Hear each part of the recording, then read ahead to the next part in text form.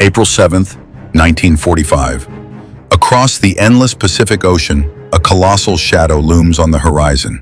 The Yamato was the largest battleship ever built during the Second World War. This floating fortress was designed to dominate the seas and send a daring message to its enemies. At over 72,000 tons and armed with 9 guns mounted in 3 triple turrets that could fire shells heavier than a car, she embodies Japan's naval ambition and engineering mastery. For years, Yamato symbolized power, pride, and the unyielding spirit of an empire. Today, she embarks on a mission unlike any other, on a one-way voyage toward destiny, in which courage and tragedy will collide on the open ocean. Every sailor on board knows the stakes, yet the ship sails onward, majestic and deadly, as history waits to judge her fate.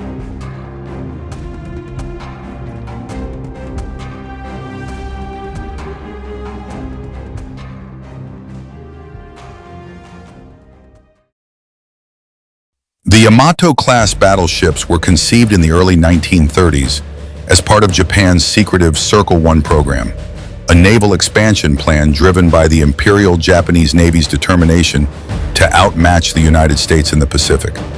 Following the 1922 Washington and 1930 London naval treaties, which imposed strict limits on battleship tonnage and numbers, Japan withdrew from the treaty system in 1934 and authorized a new generation of super battleships that would ensure superiority over any adversary. The result was the Yamato, designed to be the most powerful battleship ever built, capable of outgunning and outlasting multiple enemy vessels at once. Her design was overseen by Captain Keiji Fukuda, 1890-1964, chief naval architect at the Kure Naval Arsenal, who led a team of engineers in creating a ship larger and more heavily armed than anything afloat. Fukuda's plan emphasized overwhelming firepower. The Yamato carried 9 46-centimeter, 18.1-inch Type 94 naval guns, the largest ever mounted on a warship, with shells weighing up to 1.5 tons and a maximum range of 42 kilometers. To protect her from American battleships, the design included an unprecedented armor scheme, with a 410mm, 16.1-inch thick main belt and a deck up to 200mm thick, angled to resist plunging fire and torpedoes. In total, 4 Yamato-class battleships were planned. Only 2, Yamato and Musashi, were completed as battleships. A third ship, Shinano, was converted during construction into an aircraft carrier after the Battle of Midway. The fourth ship was canceled before work had begun. Construction began in secret at Kure Naval Arsenal in November 1937. With massive gantry cranes, dry dock reinforcements, and even false scaffolding erected to conceal her size from foreign eyes. She was launched on December 16, 1941, just days after the attack on Pearl Harbor.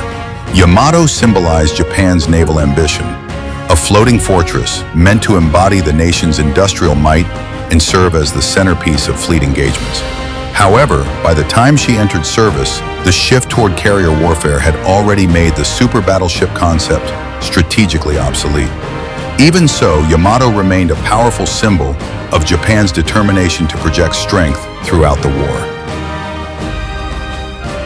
By early 1945, the Pacific War had turned decisively against Japan.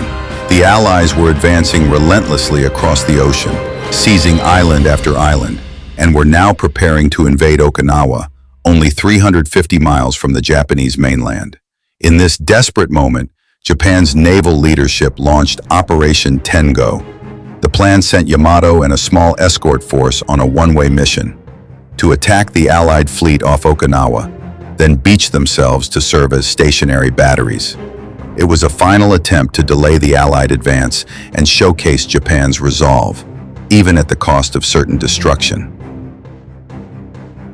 On April 7, 1945, Yamato set out from the Kure Naval Base on her final mission.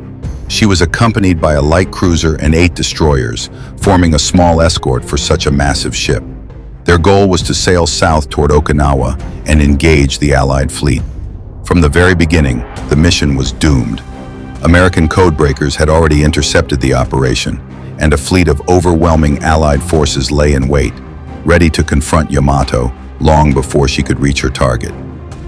As Yamato and her escorts sailed toward Okinawa, Allied reconnaissance, including the submarines USS Threadfin and USS Hackleback, spotted the massive battleship and relayed its position to Task Force 58. This crucial intelligence allowed the U.S. fleet to prepare for the impending attack. Soon, waves of carrier-based aircraft descended from the sky. Torpedo bombers streaked across the ocean, while dive bombers aimed for Yamato's decks with deadly precision. Despite fierce anti-aircraft fire from the battleship and her escorts, the sheer number of attackers was overwhelming. Shells and torpedoes tore through the superstructure and hull, crippling the mighty vessel.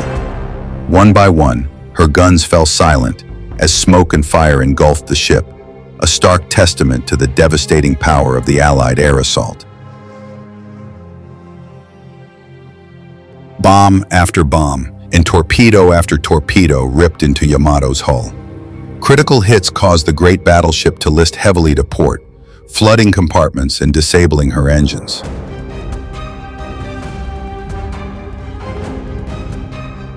At 2:23 in the afternoon, a massive explosion erupted from her forward magazine.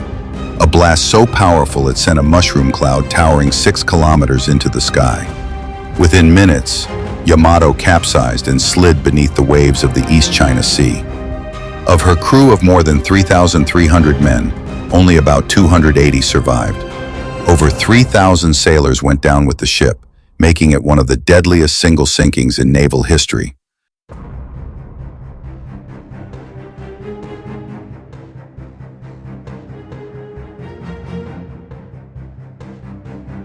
The destruction of Yamato marked the end of the era of battleships. Her loss proved that even the most powerful warship could not withstand the overwhelming force of modern air power. Today, Yamato endures as both a national symbol and a sobering lesson in the cost of war. For Japan, she represents sacrifice and tragedy, while for historians, she stands as proof of how rapidly naval warfare changed in the 20th century. Her legacy lives on in memorials, in documentaries, and in the lessons she continues to teach about technology, power, and human loss. Thank you so much for watching.